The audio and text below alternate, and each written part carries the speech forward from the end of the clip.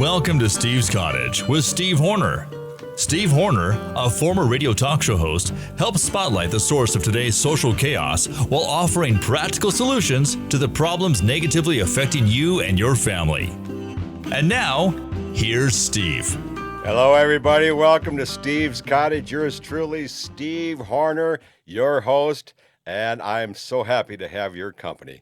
Yes, I am wearing the MAGA hat, the Donald Trump hat, because I really like Donald Trump. I think he's the. I think honestly, in my lifetime, absolutely the best president ever, and I think throughout history also. Maybe not the most important, as it was Abraham Lincoln who kept the country together, but which is ultimately important. But Trump did more than any other president in 2 years than any other president.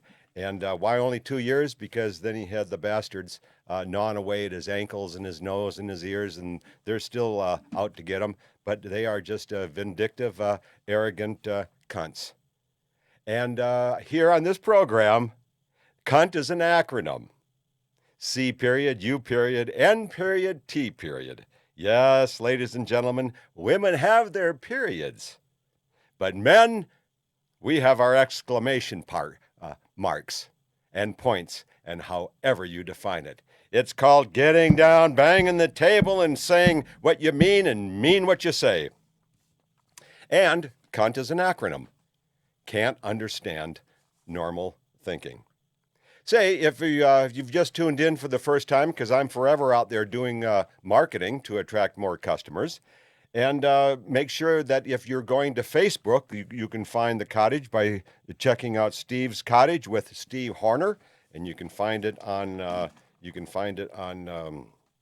by going to YouTube and going to stevehornerbooks.com. And while you're there, buy one of my fantastic self-written books. From the heart, lots of meaningful information that actually will translate and describe much of the hot issues that we talk about here in our 25-minute visit here at the cottage. Well, I'm particularly happy today, and you're going to think, this guy's a real sicko. This guy's real macabre. This guy is a hater. But I'm not. I'm real happy. I'm going to tell you what makes me happy today. It's about as happy as a woman finding out she doesn't have breast cancer, or that her child is still alive in the war, or from the accident, or that she and her lovey-dovey husband are going to finally get together after a quarrel. A lot of things make you happy, right? Well, I'm always happy when the war is over. And when you have the villains of the war shackled or dead. And that's what happened to long-time feminist cunt Patricia Schroeder, representative of Colorado's 1st Congressional District from 1973 to 97. Suffered a stroke the other day, died at age 82, and I left a message with her publisher and whoever else I could contact. Good riddance to bad rubbish. This was a cunt that authored in and championed abortion. Think of how many children whose death she was responsible for. Think of how many domestic abuse quarrels she instigated by crowning women with this arrogance and vindictiveness, this dominance that made no sense and doesn't to many millions of men who are working hard out there to earn a dollar for their family. But then find that these women who make no sense are in control. That's the kind of message that Patricia Schroeder ushered in. And I'm glad that she's dead. I'm glad she's gone. She was a villain. She's an enemy of the people. And I'm glad to see that she's gone. And a lot of people will say, well, Horner, that's, typical of you. You're a hater. I really despised Patricia Schroeder. I told her that once in person. I was at two meetings with Patricia Schroeder. I knew right up front. She told me she's anti-white man, anti-white domineering white man. But all these women who are anti-domineering white men, where do they get their money from? Their father, their husband whom they've divorced. But I have never hated anything or anybody in all my life. And I don't know why I have a little white bar on the corner of my screen, Sean. That's kind of funky. Oh, it's gone. Beautiful. Oh, no, you rascal.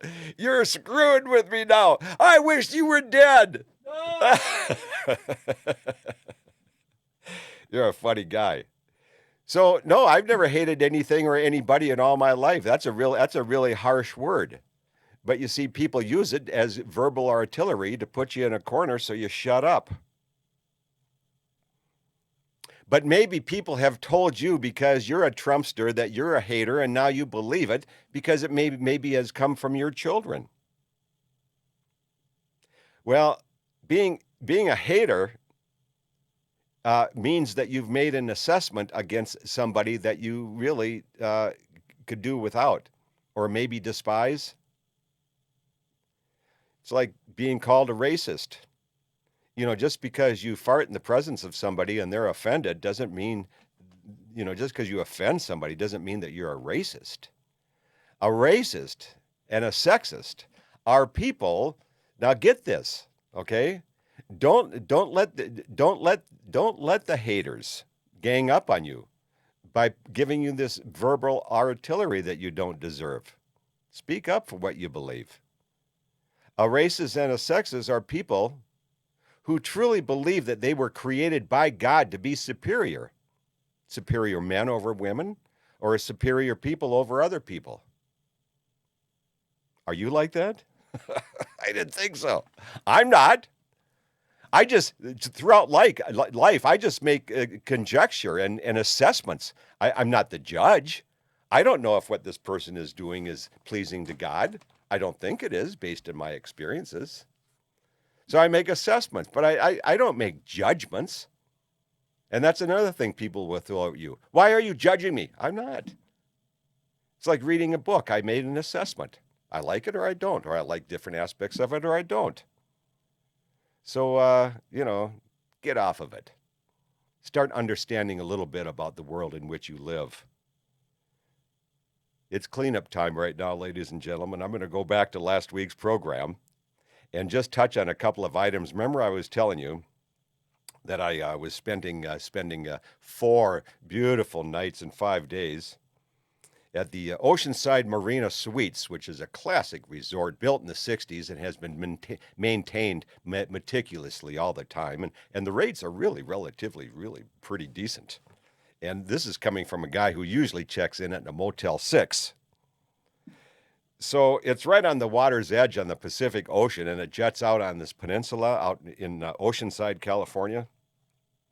And remember last week I was telling you that when I go to town and I've got a couple of days to roam, I'll go to like the county buildings and the library and the courthouse and just talk to people who live and work there, you see, and find out tax rates and talk about different policies and so on and so forth. And I did that to Oceanside, and I shared a couple of findings with you last week.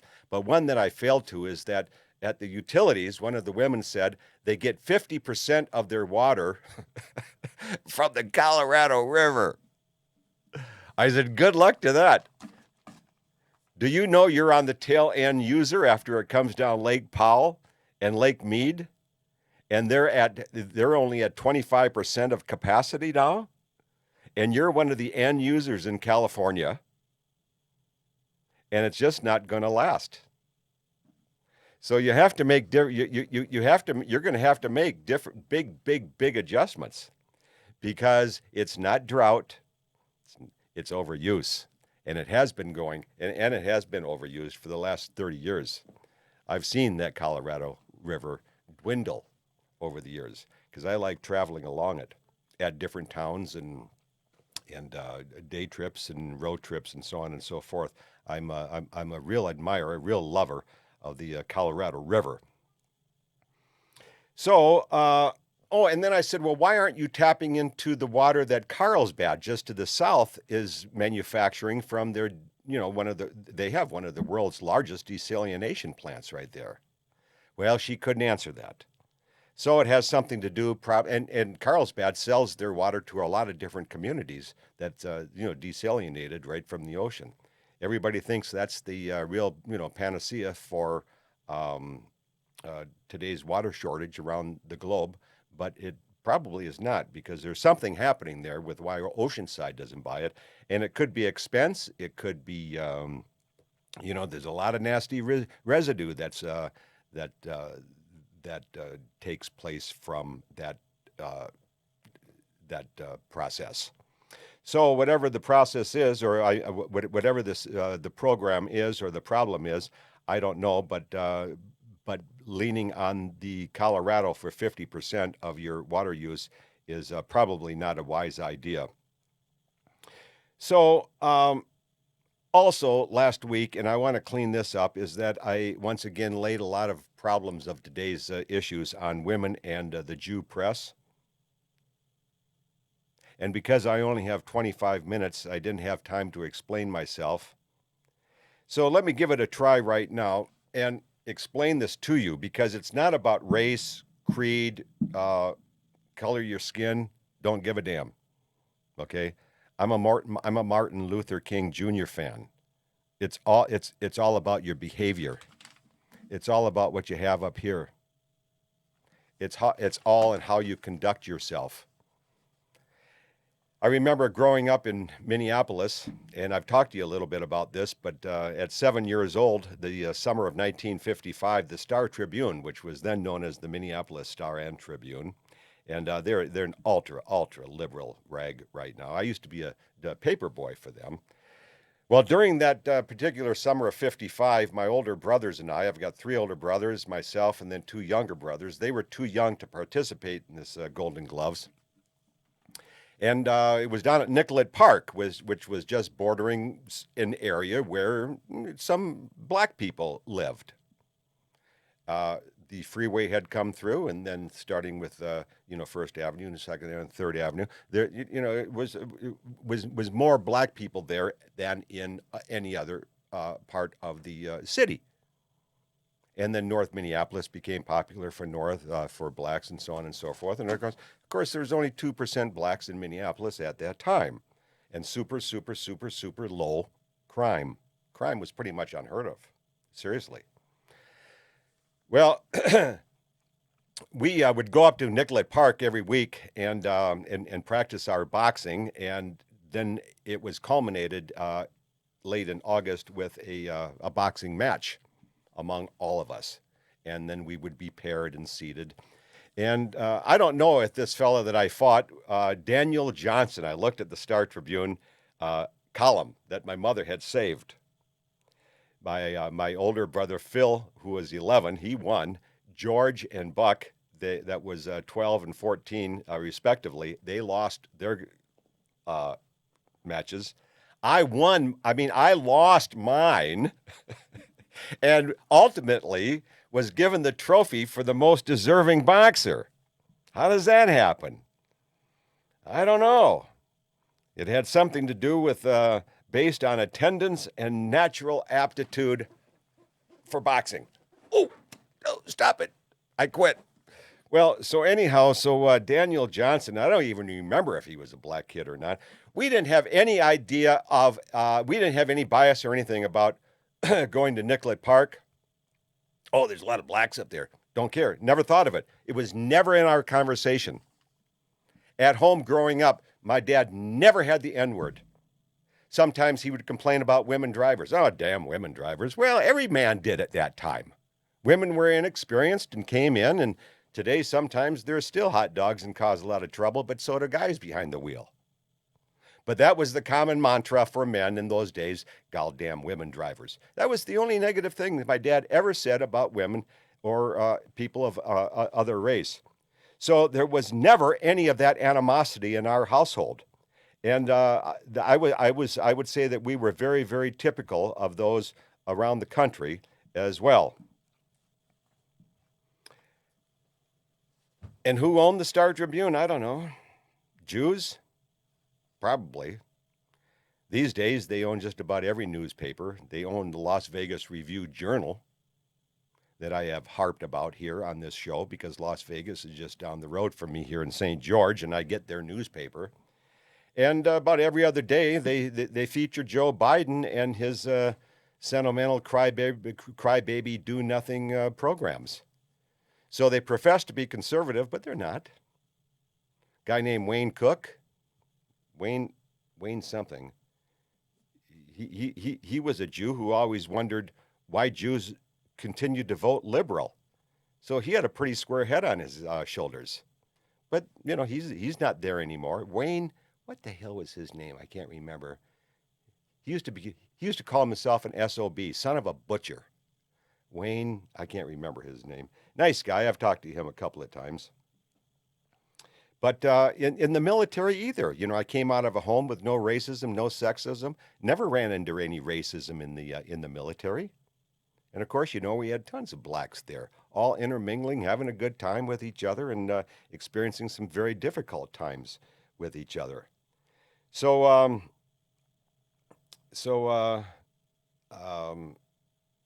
I do know that many many of these Jews are in the media, in Hollywood, in banking, and they are then in positions to drive popular thinking,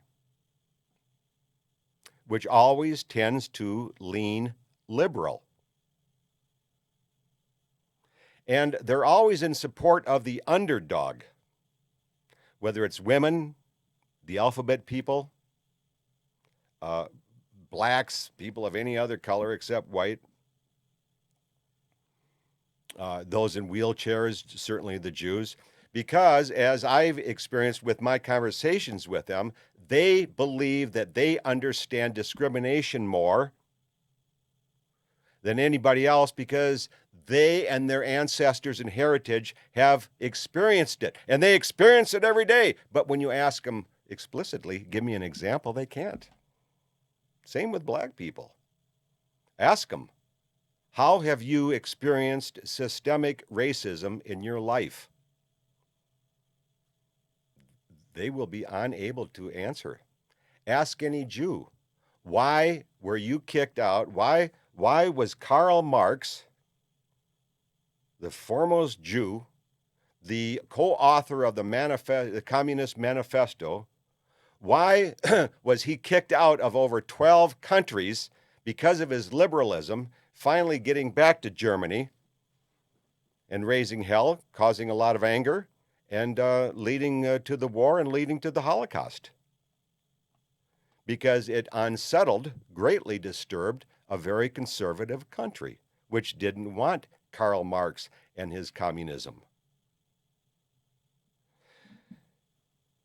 So,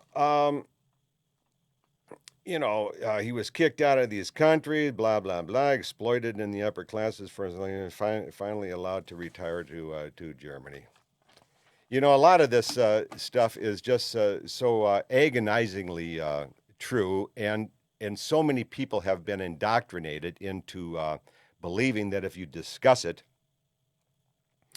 you are a racist, a sexist, and a hater. And we could have so much more of a beautiful, harmonious country if we just allowed people to get the facts, promoted the facts. But you see, with the Patricia Schroeders, you know, you've got so much single parenting. Women have no control over these kids. They've lost it in education. These teachers, they just absolutely can't tell you how to walk and chew gum straight. They have big benefits and they work less. And, you know, these kids, they're left at home to watch anything on TV, skip their homework, skip God, and being indoctrinated with lies. Just fabricated lies. And the Jews who own these newspapers, you see, here's the chain of events. Now, up through the 70s, these newspapers couldn't print paper fast enough. Huge circulations. Advertising, big, lots of money coming in, okay? These owners, were getting filthy rich, right? Well, then, at the very height of their popularity, what they did then is, in about the 70s, they brought on a lot of women. And women came on board with their sentimentalism, which I've spoken to you about in the Bible, 1 Timothy, 2nd chapter, verses 5 to 8. Women shall have no authority over men, and shall not be in positions of public policy making, just simply because they're wired differently than a pragmatic man, whose biggest concern is cause and effect, whereas women are simply, sentimentalists. Oh, you poor thing, you deserve favors. So, those like Patricia Schroeder and these liberal women, and of course, women vote 80% liberal. So the Jews loved these women coming out of these liberal colleges because they were cheap labor and they were dependable and they looked good and they smelled good and they college educated and they were all saddled with their inherent sentimental attitudes toward life. They had the power of the pen. To these women, which now ran these newspapers, not owned them, but ran them. Washington Post was owned by a woman, but, she got it from her deceased husband. So to them, everybody was discriminated against except the white man. White man was not discriminated against. He was the villain. He was the aggressor. And as you see, this is the attitude that they allowed in the Jew press. Because the Jew makes money off of Hollywood and oppression and with homelessness and with abortion and with busted education. The Jew makes money off of the tears of others. And as you can promote this warfare in your press, well, that just creates more empathy for your chosen group. It reaps more public tax money and support for your public group. And unfortunately, or fortunately, cunts and Jews sometimes have a hard time recognizing which side of their bread is buttered. Because as they promote these lies and omissions and vilify the white man who still really continues to build America, their circulations have crashed. And many continue to go out of business. They can't find advertisers. You see? So they're stupid and blind. But I guess that's what hate and ignorance does to a human being. And so we rattle on. Well, ladies and gentlemen, it's been another quick 25 minutes. I hope you do go to stevehornerbooks.com and buy one of my books and get a little further explanation about some of these big-time meaningful issues that we discuss here at the Cottage. So like my friend Ernie said to me a couple of weeks ago, he said, real life, Steve, is the space between the notes. Think of that if you're a musical person. John Lennon said life is what's happening when you're making other plans. And I'm suggesting here that you always take that rough, unencumbered trail, and I promise you, it offers richer rewards, better scenery, and a much richer adventure. So until next time, this is Steve Horner. You take real good care of yourself. Thanks for joining us. Visit Steve's Cottage again with Steve Horner.